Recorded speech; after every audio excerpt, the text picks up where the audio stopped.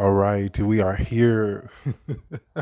We are here, bro. It's time, but you know the drill. Before we get into any of the interesting stuff, we got to get the comment shout out and then the Bible verse and then the main video. Now then, let's get into it now. All right, shout out goes out to Lawless, and it goes as follows. No matter how much he raises his vocal range, his voice pitch never changes. Throughout the episode, I get it. The voice actor definitely needed just a bit more voice. Like, I feel like he didn't even have enough range. I mean, personally, I kind of feel that, you know, to a certain extent, I get what you're trying to say. And honestly, yeah, that was my biggest critique with Powerplex and his performance. And it could be the animation. It could be a lot of things. I don't know. I personally was just like, not feeling it, but let's get into the Bible verse now. A few minutes later. And our Bible verse comes from James 1:12, and it goes as follows. Blessed is the man that endureth temptation, for when he is tried, he shall receive the crown of life, which the Lord hath promised to them that love him. Again, that's James 1:12, and now let's get into the main video now.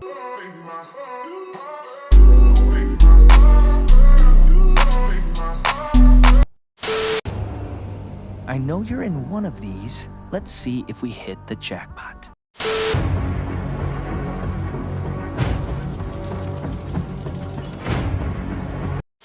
It's one way, and we can't bring you back, so you're on your own until the cavalry arrives. Oh, and who do we have here? All right, holy. We are here with the Invincible War. Now, personally, do I hate this? No. Do I love this? Yes. And let me explain why. Because though I have been very critical of the animation almost every single video I do on Invincible, I typically try to look at it with a very optimistic lens typically. And that's mainly for a couple reasons. For one, the story is so good that honestly the animation issue that I bring up constantly, I can put it aside for at least the sake of the plot, honestly. And that's genuinely what I'm gonna do with this video. Personally, I enjoyed seeing the comic nods. I enjoyed seeing the werewolf. I enjoyed not seeing Spawn. Not really. I mean, hey man, what are you gonna do? Image Comics gonna Image Comics. I still don't understand the exact legal implications of using an Image Comics character, considering the fact that Invincible is an Image Comics character, but you know, rights for rights, beat for beat, you know, they're gonna do their own thing. But yeah, personally, I just think that on the surface of it, yeah, I enjoyed seeing the full display of the Invincible War, because realistically, the Invincible War wasn't that deep in the comics. It was very, very short.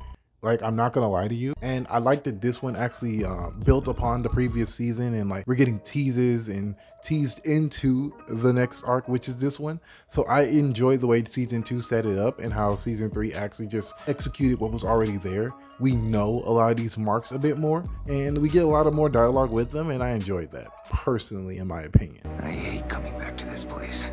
Not all of us killed Mom. I liked it here. Reminds me of playing catch with Dad. Your stupid plan got most of us killed. We didn't all make the same deal, man. I came here to find Mom and bring her back with me. I miss William. Oh, nigga, you gay! Now then, I think for me, if I had to voice a single issue, personally, again, animation. Like, you would expect that the fight scenes will have a bit more oomph to it, and I guess the Angstrom Levy fight kinda sorta did, in a way. Like, it wasn't the worst animated fight in a minute, like, I won't hold you. Like, was it the most dynamic? I would say no, but again, I just think that that's just the art style. The art style just doesn't make things look impactful for some reason.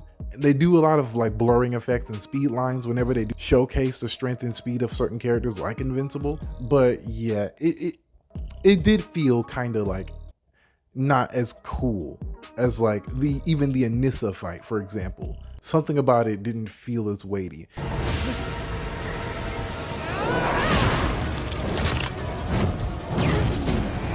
I'm gonna be real with you, it has so many good freaking sequences of animation in the Anissa fight itself, and I really hope that that's carried over in the Conquest fight, but that's just my opinion. Anyway, peace. I did like how dynamic the camera shots were when he was dodging the balls and portals. I thought that was a great little sequence in my opinion that came to that. But on top of that, like showing the sheer scale and destruction of the Invincible War was something that I was hoping for, that we actually got a decent bit of when it came to like the lives impacted from Invincible and the Invincible War, when it came to the characters and interpersonal dynamics with certain characters. And even the multiversal marks had a bit more oomph to them. Some of them were just trying to, you know, still commit mass genocide, but on the same time, they were also just trying to, you know, do what they had to do, you know. Some wanted to conquer, some just wanted to see their mother again. Others missed their best friend. Like, gang, you feel for some of these marks, bro. And I say some, and I really only mean two. The rest of them were just generic cookie cutter insane people. Won't lie. Not much with most of the marks, but for the some who had character, you know, it was interesting to see, and to see what actually made them go wrong. It was very interesting, I will say that.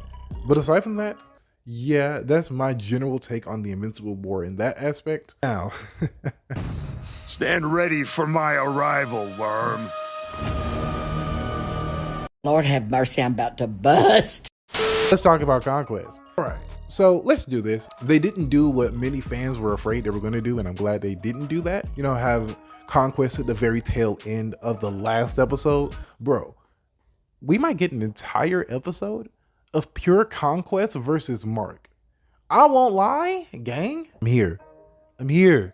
Because, man, this really is like a turning point for Mark's character, because he's to the point where he was in the comics where like he really is trying to like get rid of this whole black and white perspective when it comes to being a hero and doing the right thing, which is interesting to see what the character is going through and see how he deals with it in real time. Because, bro, this more than anything is gonna rack his guilt more than like the previous arcs, more than Omni-Man, more than freaking Angstrom even, because now we see the full magnitude of Angstrom and what he actually sets out to do as far as painting Mark a certain way. And that is interesting. And this is why in my Powerplex video, I said that Angstrom isn't exactly the biggest hater. You know, I do feel like it's more Powerplex because it's more personal with Powerplex. It's our version of Mark he has the beef with. It isn't just like a mash, you know, mix and match version of a ideal that he thinks Mark has. You know, he views Mark as this evil son of a gun and who ruined his life. Realistically, I'm just like, gang, dude, you're just literally seeing the memories of other people who were you. Like, that's the only reason you're seeing all of this. That's why. It isn't because Mark is this bad person. If anything, like,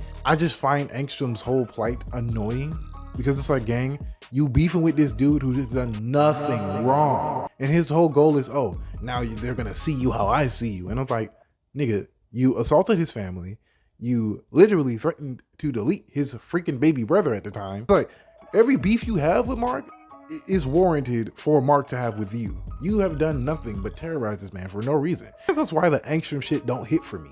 Like, I don't care for Angstrom because his beef is genuinely unnecessary. He didn't do anything. He doesn't deserve this. Like, even when Eve said it at the end of the last season, he genuinely does not deserve this at all. Like, none of this is his fault. And it's interesting to see Mark grapple with the fact that everyone blames him for something he genuinely had no part in. The only part he had in it was existing. Dude is casually trying to save people and everyone hates him. You have his father beating the tar out of him. Then you have freaking Angstrom, you know, trying to beat the tar out of him and failing horribly because it's Mark. Though I make my jokes, he's still powerful as shit. So yeah, it's interesting. And then you have Powerplex hitting him from all sides. Again, more valid in my opinion. But even then, it's still like, dude, what the fuck?